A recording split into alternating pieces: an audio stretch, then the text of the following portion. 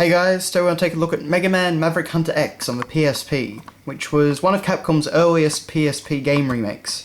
And they did a few. They did Mega Man 1, which was called Mega Man Powered Up, I'm pretty sure. They did a Ghosts and Goblins remake, and they did a Power Stone collection and things like that. So Capcom probably got their money's worth out of the PSP, but this right here was a remake of Mega Man X1, which personally is my favourite game in the X series. On the Super Nintendo at least.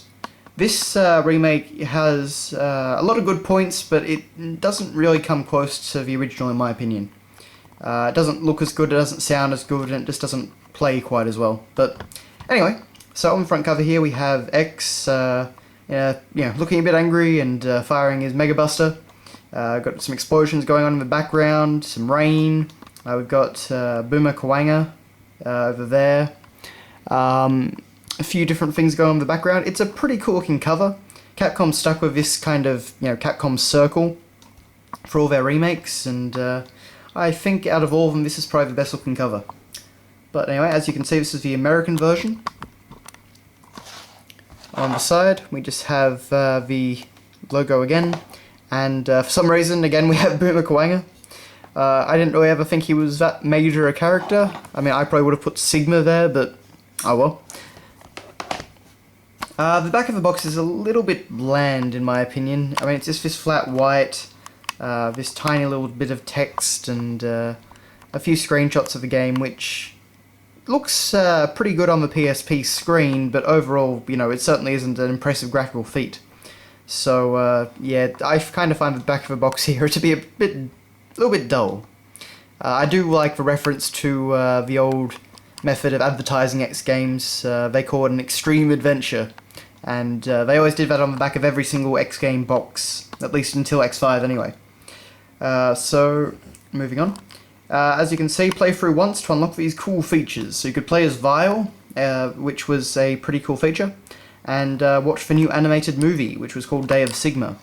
And in my opinion, that's kind of what really makes this game worthwhile, because that OVA is pretty good, even if the dub isn't quite perfect. But anyway, so on the disc we once again for some reason have X and Boomer Kawanga. I don't know what made Boomer Kawanga so popular in the Capcom offices when they were making this, but anyway. And of course we have our manual. And full black and white of course, but we get some character art, we get plenty of screenshots and info about all the different abilities and weapons. So it's overall not too bad. Bile, Zero, Sigma.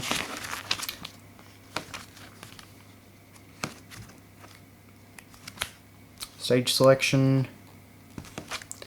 So, for a PSP manual, it's definitely not half bad. But, it doesn't stack up to the original X game manual. Of course, most Super Nintendo manuals were pretty cool back then, but, still a pretty good effort.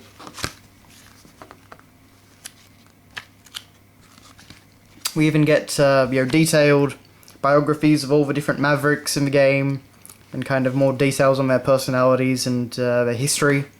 So that's kind of fun. But anyway, and we get information on the Mega Man Powered Up demo that's present on here. I've never actually played Mega Man Powered Up in full, but based on the demo, it's not really my cup of tea. I'm not a huge fan of the really cutesy look and sound effects and style of that game, but anyway. So that has been your look at Mega Man Maverick Hunter X.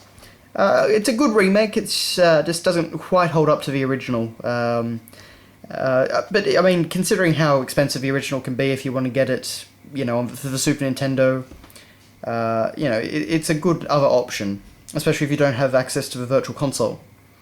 Anyway, thanks for watching guys, and I'll see you later.